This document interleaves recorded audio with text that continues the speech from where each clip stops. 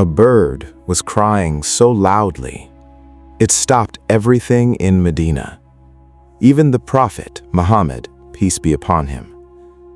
Not in silence, not in reflection.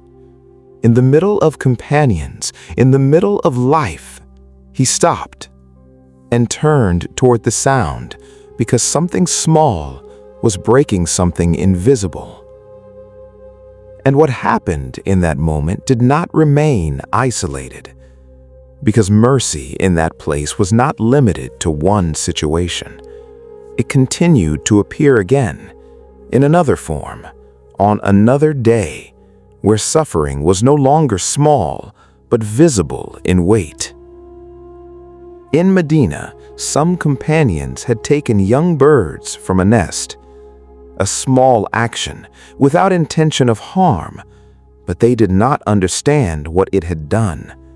The mother bird did, and she was circling in panic above them again and again, a movement filled with grief that had no language, only desperation.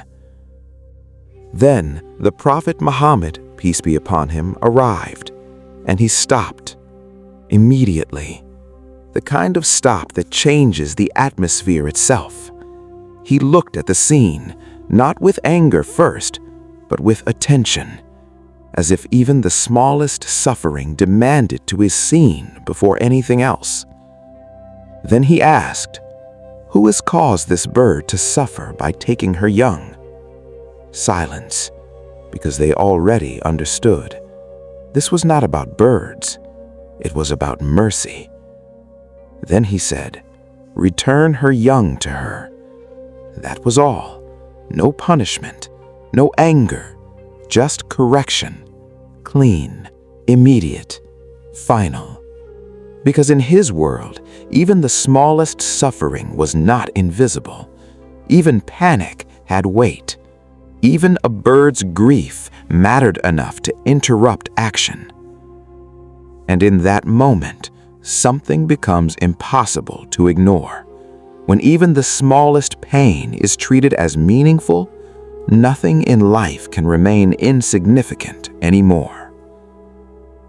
But this was not the only time restraint became a test, because mercy was not only about animals, it was about how power treats those who cannot resist it. And in another moment, the same principle appeared again, this time in a different form. Power does not always appear as force. Sometimes it disappears into normality. The Prophet Muhammad, peace be upon him, saw an animal struggling under excessive burden. It was collapsing slowly, under weight it was never meant to carry. People were nearby, but no one had stopped.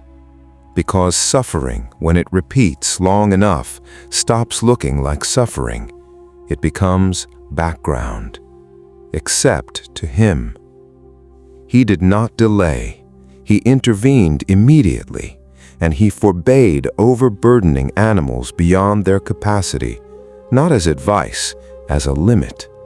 Because in his message, strength is never permission to increase suffering, and silence is never neutrality when harm is visible.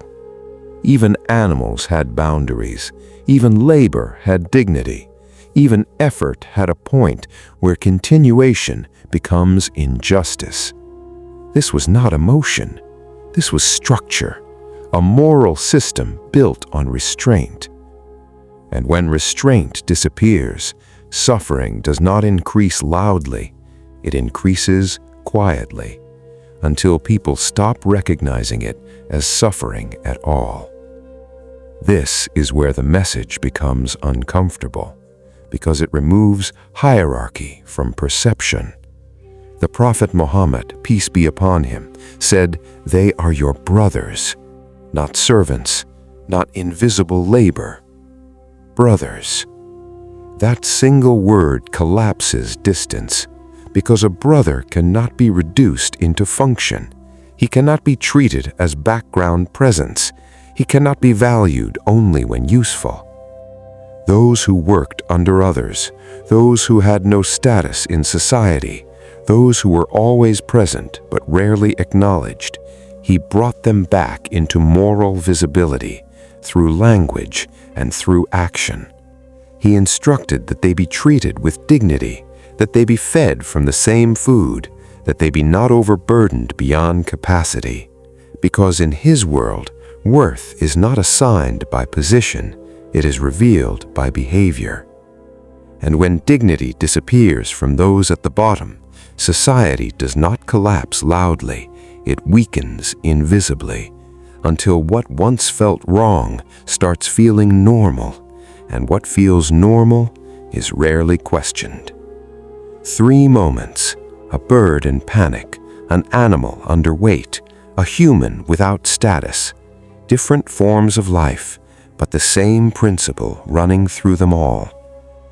Mercy is not softness, it is discipline in power. It is restraint before action. It is awareness when no one is watching. It is the refusal to let suffering become invisible. And now the question does not stay in history anymore. It follows perception itself. If this was the standard, what happens when that standard is no longer recognized? Because following him was never only identity, it was alignment. And alignment is not declared, it is revealed in how much suffering you still notice. And where mercy disappears, distance does not announce itself. It slowly becomes normal until no one remembers it was ever different.